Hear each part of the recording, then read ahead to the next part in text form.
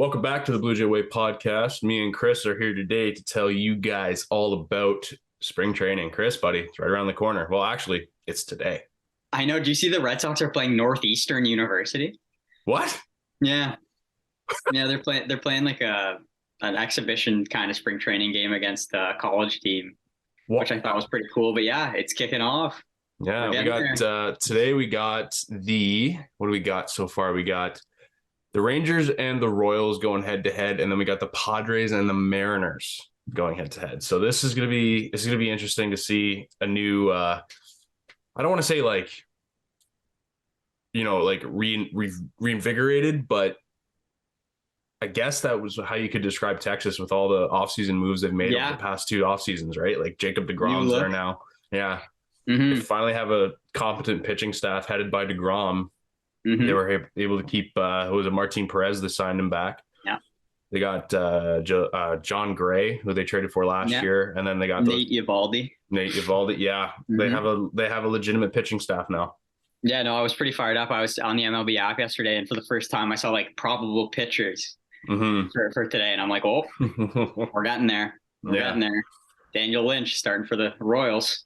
yeah. So, oh, that's the team. I feel bad for the Royals, man. Like they went from being on top of the baseball world to floundering in less than a decade. That's how you have to do it, though. You, Yeah, you have to be bad to be good, and they've got some pieces. I like yeah, they got- Vinny Pasquantino. yeah, he's got That's my some pop guy. in his bat. Bobby Yeah. Witt Jr. is going to be something to behold in the next 5 years for sure. But hey, enough talk about the rest of the league. We're a Blue Jays podcast. Let's talk about our boys in blue. So there has been rumblings in the media surrounding the Blue Jays in the past week. Matt Chapman, third baseman, stud. We love him here. We love Matty Chapstick. He stated that he wants to remain a Blue Jay for the future. Now, his contract is up at the end of the season. He just turned 31, I believe, 2 or 3 days ago. So this time next year, when a possible extension could come his way, or at least at the end of his contract this year on talks, he'll be 32 by the start of next spring training. Hmm. Right now, he's making $12.5 million a year.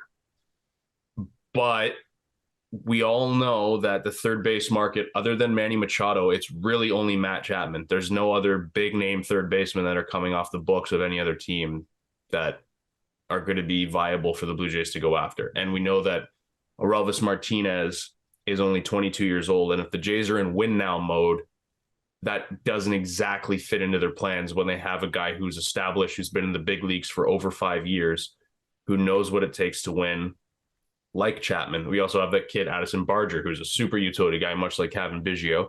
I love seeing that kid swing the bat. However, again, same issue. He's only 23 or 24 years old. He's not exactly a guy they need moving forward if they're in win now mode with Springer and Gosman under contract with this team. So, Chris, I'm going to throw it over to you here. If you were Ross Atkins and Mark Shapiro, how long of an extension? We're not going to say if you should. Let's say, because we both probably are in agreement that they should extend this guy, right? Yeah. Yeah. Okay. So how much would you pay him average annual value, and how many years of a contract extension would you go? Yeah, it's a tough one. But yeah, I think the plan of having Matt Chapman come back, if you look at kind of all the alternatives, is maybe the best plan for the Blue Jays. You know, he's been there. He's comfortable with the team. He's defensively as good as you're going to get, and we've seen the Blue Jays really prioritize defense. So I think that should make him value him. You know, I wouldn't say more than another team would or something like that, but they value what he brings. So I think that would lead to them wanting to bring him back, as well as him saying he wants to be back. I think that's huge. I think he enjoys kind of the winning culture after a couple of down years in Oakland there. He might feel a little re-energized. But to answer your question, I feel like it's got to be 2 or 3 years. I think 3 years. I think 3 years could be good. Yeah. So until he's 35, theoretically. Yeah, because that could probably get you through the rest of his truly productive years, his most productive years. And then you can bridge the gap to maybe a younger prospect Um, and Like then an Aurelvis Martinez at that point would be 25 or So 26.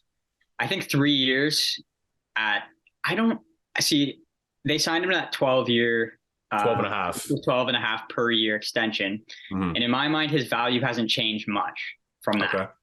So why don't we do 3 years, 12 million per year? Yeah. Comes in at what, 36 mil, 3 year. Mm-hmm. That in my mind I think would leave both parties happy. And you've got your shortstop who's kind of connected to this core now, or your third baseman who's connected to this core now. And you don't have to give up any assets to get anybody else in the future in a trade, because like you said, the third base market isn't great coming up here. It's just Manny Machado. Yeah. Without giving up a bunch of assets in a trade, you're not going to probably find anybody better than him. So I think it makes sense for both parties to get together and try and extend if the money works out. And I don't think his value's changed much since that $12 million extension. You can maybe bump it up a bit, maybe max 15, 15, and maybe minimum 10. I think that window is what you find in a 2 to 3 year extension. I'm inclined to agree with you on the amount of years. I think 3 years is appropriate considering he's going to be 32 by the start of next season. However, I am in slight disagreement on how much per year, and here's why. Yes, the contract extension they gave him prior to start of last season, to bridge the gap for his arbitration years, that was perfect. You give him 2 years, $25 million, right? 12 and a half per. But now that that's coming up and the free agent market for third baseman isn't very good, other teams that need a third baseman, if the Jays don't offer Chapman, I say minimum of 16 million. I'm saying between 16 and 22, because if they don't offer him at least $16 million, there's give him a pay raise because they want him here. Obviously, they need a guy like him to help anchor out the bottom of the lineup, but also improve the defense on the infield. Who's to say a team in free agency that is in desperate need of a third baseman, I don't know, like the Detroit Tigers, for example, right?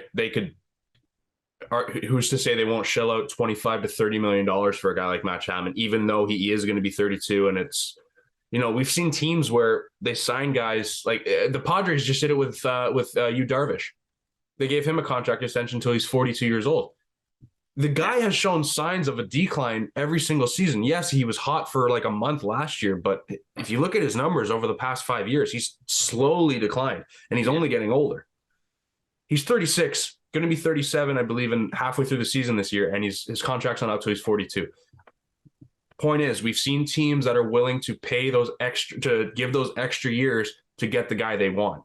And if I'm the Jays, I'm going, okay, Matt, we love you here. You want to be here. Here's a 3-year, $21 million a year contract. So that would be what, $63 million? It's basically the Chris Bassett contract. Mm-hmm. Mm-hmm. Right? Yeah. It's not that. And for a guy who's going to be playing minimum 150 games. Yeah. And for his defense alone, he was fourth on the team last year in WAR. Only behind Vladdy, Bo, and I believe George Springer or Alek Manoah.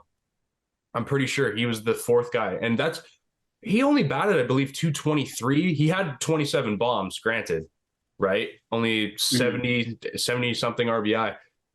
But the guy's defense is the reason why his WAR is going to be above 2.5 or 3 every single year. He's just that good. And we haven't had a third baseman that good defensively, arguably, since Scott Rowland, in the late 2000s. So I mean, Josh Donaldson. I guess I should apologize to Matty. Maybe I undervalued him a bit. Nah. I think maybe he'd take a little hometown discount there, but I see what you're saying for sure. I didn't really factor in too much the lack of other guys on the market. Yeah, I agree though with the pay cut maybe after this upcoming extension. Like when he's 35, it's like, hey, you want to retire here? We'll give you $16 million a year for the next 3 years. Yeah, you have to see where his productivity's at that point. Exactly, but I don't think his defense is ever going to dwindle. I think it's his bat that's a real issue, and I think that's what they're trying to work out. It's like, okay, how effective is his bat going to be over the next 3 or 4 seasons? So it's a gamble they have to take, but I truly firmly believe that that's exactly the guy they need to keep on this team. He likes the culture. He's one of the leaders in the clubhouse. He's just a good overall good dude for the team, and he's a great productive third baseman defensively. And if dude, all it takes is for him to get hot for 1 month, and his batting average is going to increase higher than it was last year. That's all I'm saying. Yeah, we saw it last year in July. He got really hot. But he hit 7 bombs or something in July. Yeah, he had it was like every other game. Yeah, or like a stretch of a bunch of games in a row. But when would you try and do that deal? Would you try and do it mid-season, in season? Would you let him hit free agency? No, I wouldn't. Or would you push to get that done before? I'd do it just before the trade deadline, usually when the contract extension period comes up. Yeah. You know, because I don't think you want to let him get to free agency. No, but then again, if he's not performing the best, then maybe that's how you evaluate, like, you know, first half of the year. You go, okay, Matt, like you're batting 215, you've got 15 home runs, like defense will still be good though. The defense will still be good, but it's like, hey, now we think you're worth. What if we give you 18 mil a year for the next 3 years? Yeah. You can go based off that. But then again, if he's hitting 290 and he's got 25 home runs at the All-Star break, it's like, oh shit, we're gonna have to pay this guy like $25 million. That's the thing. Depending on how he's playing. Mm-hmm. But that's gonna change whether you do it at the trade deadline, at the end of the season. He's gonna have a season. He's gonna play a certain type of way. Yeah. Unless you lock him up in the next month or so.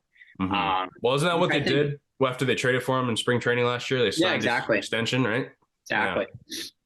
Yeah, but this one's a bit different. I think that one's kind of just, all right, you're not even going to be able to be a free agent until this is over. So we'll just give ourselves some cost certainty. And then this one coming up is going to be interesting, but it's good to hear because it's really all up to him.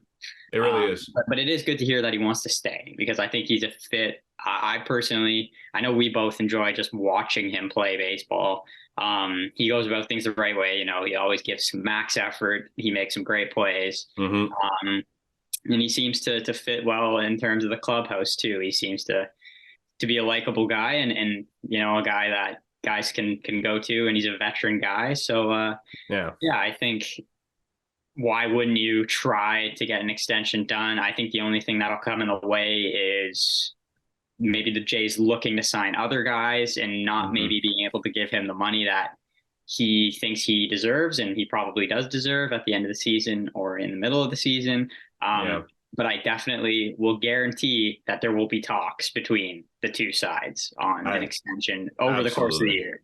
Yeah, and Scott Boras is Matt Chapman's agent. We all know that Scott Boras. Yeah, the Jays have a better relationship with Scott Boras now, I feel like, than they used to. Yeah. It started with Ryu, I think. It did, and then Simeon for the 1 year deal. But we all know have a decent relationship with this absolute tycoon, man, this guy. Well, I think he represents 20% of the players in the league, which is freaking nuts. It's insane. How much money is that guy making? Oh man.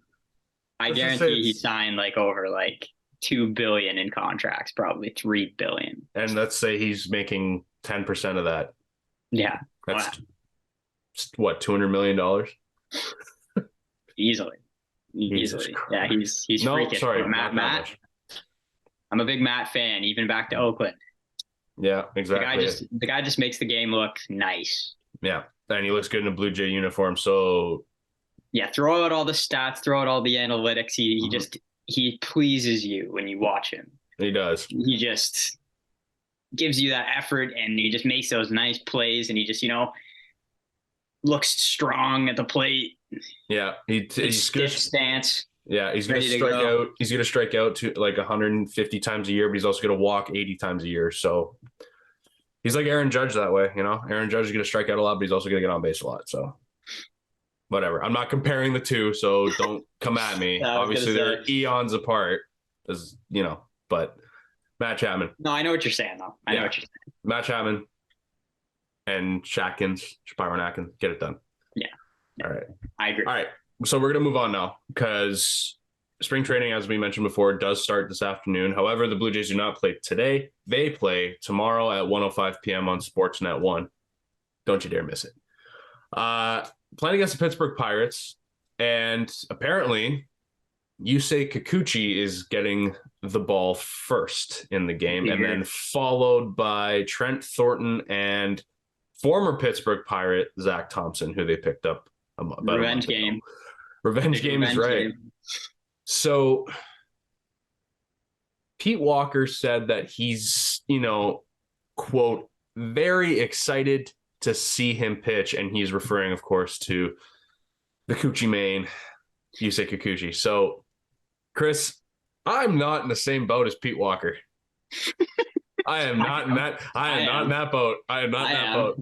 That makes one of us. He can grow. I'm going to have my eyes glued to the screen for that. Dude, I saw a tweet that Yusei Kikuchi was throwing live BP and he sailed it about 5 feet over Danny Jensen's head. I was like, dude, come off it. Like, it's one pitch. He slipped. It slipped. It happens to everyone. Yeah. See that all the time. No, I'm very excited. I actually am excited. Yeah. I don't know if it's a good type of excitement or a bad type of excitement, but I do want to see. Mine's crippling anxiety. I want to see how he's managing the strike zone.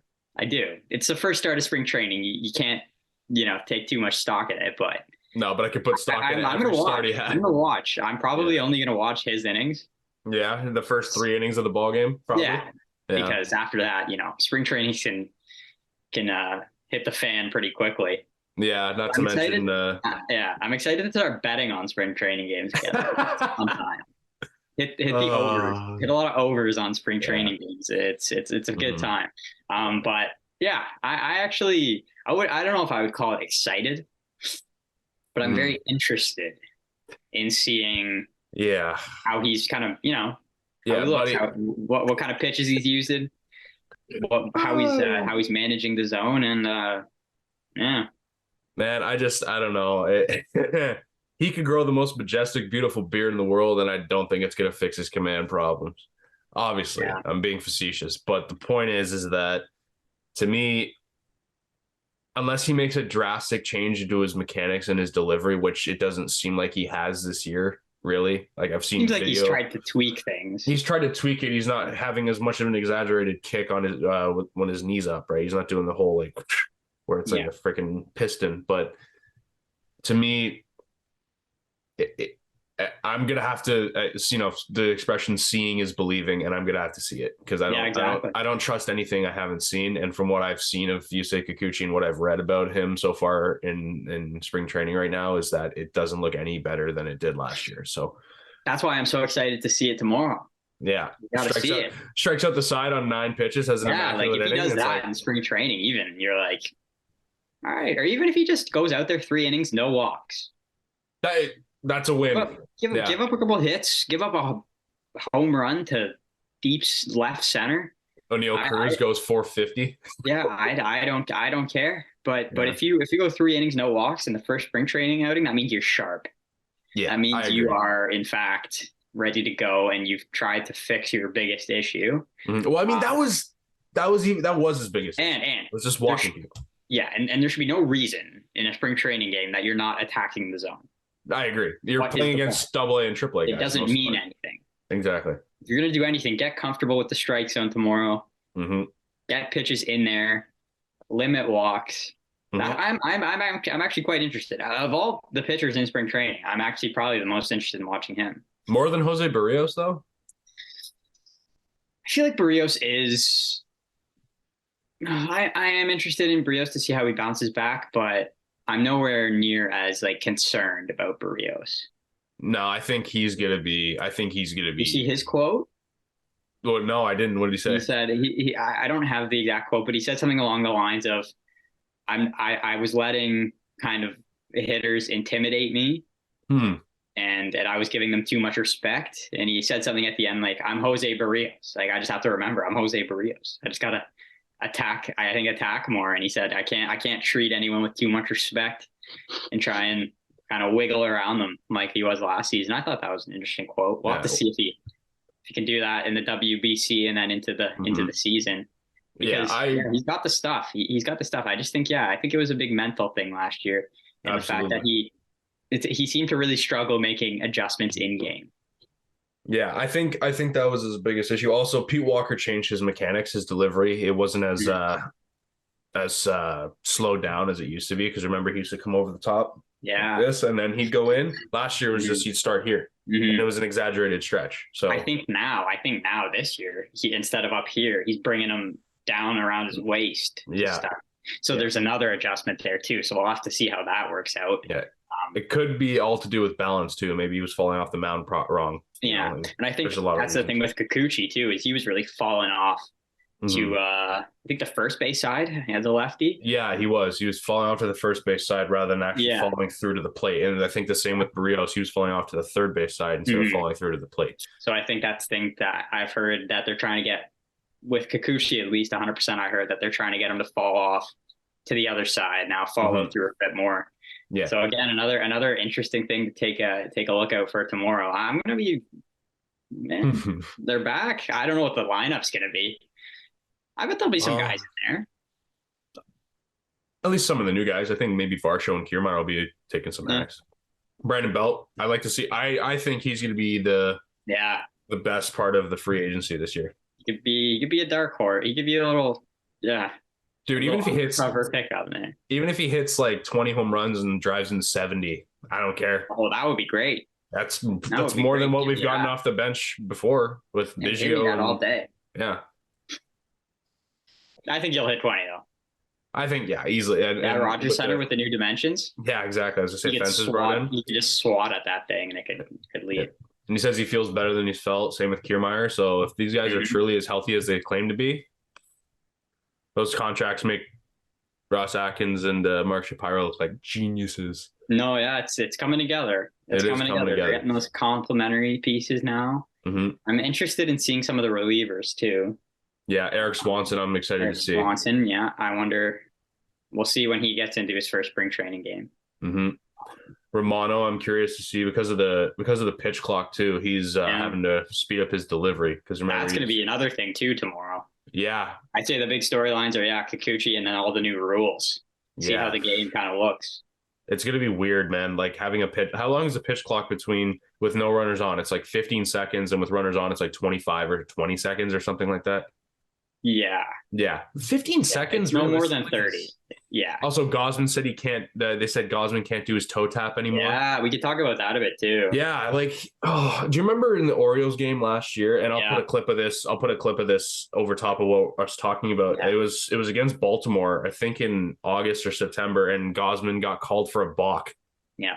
And he nearly got to the umpire and he almost looked like he was ready to rip the guy's head off. And then Bo Bichette had to be like, okay, get back on the mound. Don't get kicked out of this game. I heard Gausman say he's kind of like, I'm the poster boy for because apparently they're trying to crack down on balks more this year. But and he said, I'm the poster boy for what they're trying to stop. But I'm pretty sure the rule of a balk is that you have to start your motion towards home, but then stop. He's not stopping. He's just getting his rhythm down, and then he goes up and he goes. Yeah. Right. But this year is. But now he's stopping completely. Yeah, exactly. So then, which I think is more of like, okay, I'm set, and now I'm going to pitch. Yeah, exactly. He's trying to get the right footing for when he wants to actually go, and then. But it'll be interesting to see if hitters are able to time him up any better because of it. Yeah. Or if he struggles with command because of it, because it is going to be an adjustment for sure. Yeah, I have faith that he's going to be fine. The guy's he's a workhorse. He's so good. I'm worried about games where teams are laying off his splitter. Remember a couple of those games last year? Seattle did it. That's the one I remember most. I remember Minnesota. There was one too, Minnesota, where they knew something. Yeah, they had some insight on him. Yeah. That game because they were just waiting for a fastball and just crushing it. Yeah. But Gausman, not concerned. No, I'm not concerned about him. I'm not concerned about Alek Manoah. Manoah's very, very deliberate. I'm very excited.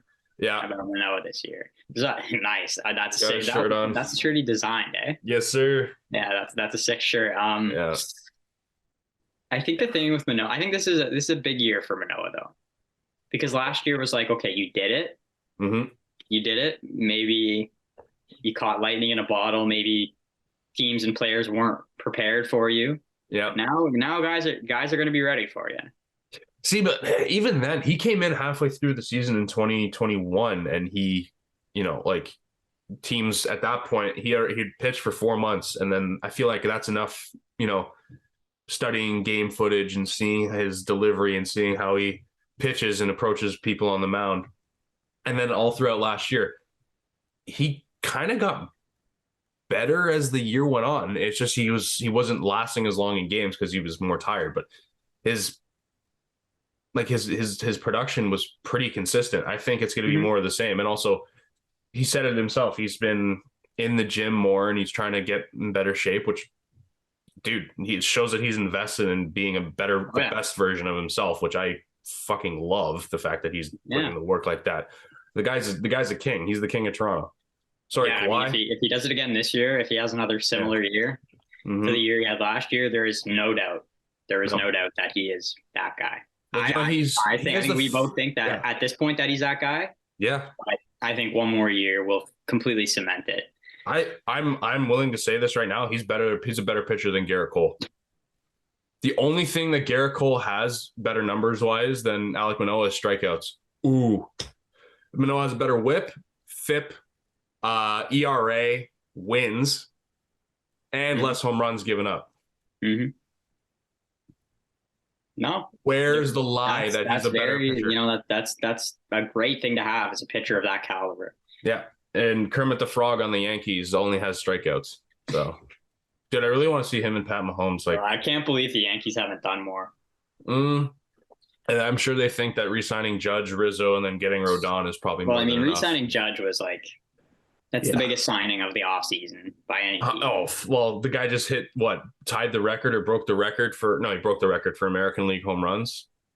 Like that, yeah, like any team that signed him would have been the biggest signing of the season, right? But man, I'm seeing I love JD. I love Donaldson more than anyone, but you're banking your season on a Josh Donaldson resurgence.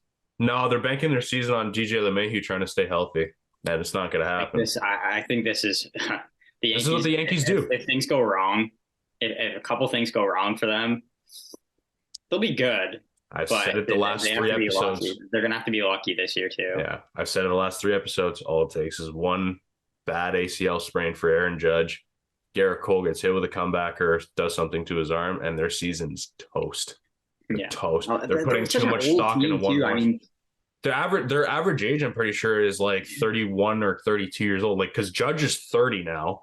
Stanton's 33 or 34. Cole is 31. LeMahieu's 33. Donaldson's 37.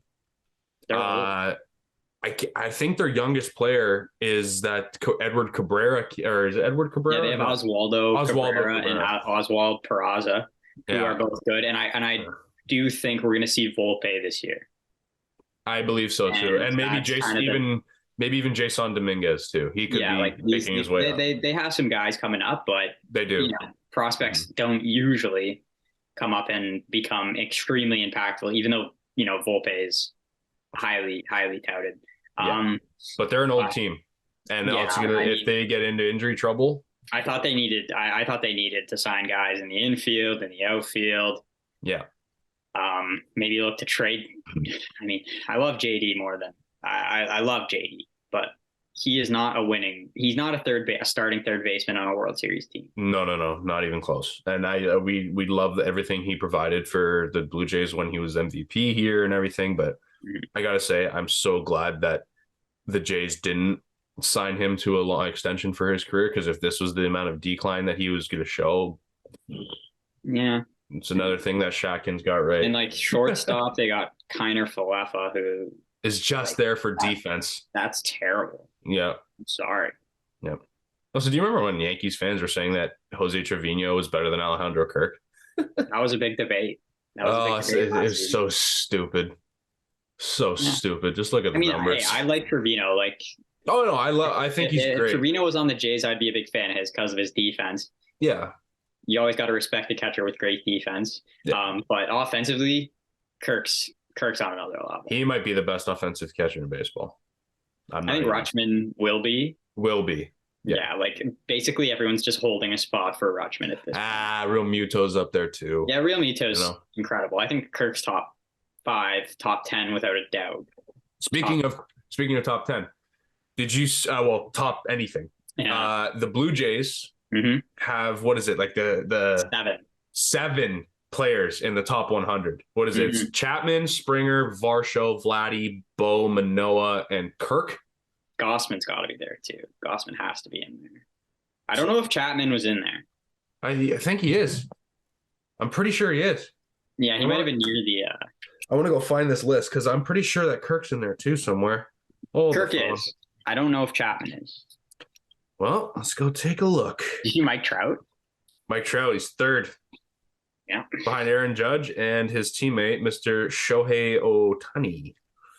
It's just got to stay healthy. Exactly. So the Jays. He's on the field every day. He's number 1. Yeah, exactly. I'm sorry. I'm trying to pull these up here. No, I have it here. Bo Bichette's 34th. Manoah's 57. George Springer's 49th. Springer, yeah, we didn't mention him. No, I mentioned him. Vladdy. For sure. Vladdy, 18th. Kirk is 90th, and Varsho's 85th. Yeah, so Chapman's not on there. Is he not? No. Oh, for some reason I thought he was. How the hell is Giancarlo Stanton number 100? Get out of here, dog. I thought he'd be higher, honestly. No. You guys can't stay healthy. He can't even hit his weight anymore. I thought he was top 60. No. No. Dad, that contract, like you got the 100th best player in the league making like $30 million. Literally making like the top 5 salary, like top 10 salary in the league. Like, I mean, to be fair though, the Marlins were the ones that paid him that. The Yankees just took it on. What were you thinking? I don't know. Do you remember the Yankees can afford it? Yeah, the Marlins at the other dude. They had Christian Yelich, Marcelo Ozuna, and Giancarlo Stanton all in the same. Because at that point in time, when maybe we'll end it on this fun little question. At the time that the Yankees traded for Stanton, were he and Yelich both still in Miami? I think so. I think Stanton got traded before Yelich a little bit. I'm trying to think. Yes, they were, because remember, Stanton won the MVP, the NL MVP in 2017, because he hit 59 bombs, and then Yelich was traded for 2018. Then he won the MVP in 2018. Yeah, he won it in the first year after he got traded. Yeah, I still think though, if wouldn't Yelich be like perfect in a Yankee uniform? Yelich? I feel like the lefty. Yeah, I mean he could be, and I know he's regressed a ton. Yeah, well, he's just been injured. I honestly, if he can get healthy again, I can see him hitting 285. If I were the Yankees, like looking back, like I might try and trade for him instead. Yeah. Looking back in hindsight, yeah, but they have a guy who still has a shit ton of power. The guy, Giancarlo Stanton's a genetic freak. He is. He's a freak, and like that's about all he is, though. Yeah. In a good way. He's a freak in a good way, but like he's a giant caveman and knows how to swing a club. Yeah, he doesn't make anything look really good out there unless he hits a no-doubter. Which he'll do probably 35 times next season. Season, let's be real. Anyway, I digress. Yeah. Point is, the Jays have 7 guys in the top 100. This team, the second most behind the Astros and the Mets, I believe, are the only 2 teams that have one more. They have 8, I think. They have 8, yeah. It's like Frankie Lindor, Scherzer, Verlander. Trying to think who Alonso's on that list. Uncle Steve, he's just loading them up. Uncle Steve. For them to lose in heartbreaking fashion at some point. Oh my God. Imagine, but you know how, like, I thought about this the other day. Imagine a Subway Series World Series. That'd be kind of cool. Yankees and Mets. That'd be great. That'd be unreal. Yeah. The Subway Series is the best. Yeah, the 2 richest franchises in baseball now going head to head. No, that would be great. Yeah. We're running out of time here. We just got over 3.5 minutes left. Chris, so I think we covered all talking points that we wanted to. By the next episode, we'll have games to talk about, which is awesome. Exactly. So great. I'll be there with my pen and paper. Yeah, taking notes. Watching Kikuchi writing it down. Yeah, that's a bull. Like Geddy Lee. Yeah. You ever seen him behind the plate at Rogers Center? And Lead singer of Rush. 6 walks, He literally 2 has innings. a scorecard. Geddy Lee literally has a scorecard, and he'll sit there and just like, yeah, ball, oh, strike. Like the lead singer of Rush, Rock and Roll Hall of Fame guy, is just still. Yeah. Hey, have you ever scored a game? No, I've never actually sat down and done it. One time, I think I was in like grade 9 or 10. Mm-hmm. I was just like, you know what? Today I'm going to score the game. Oh my God, how'd that go? So I just fucking printed off a sheet, like a scorecard, and I just sat there.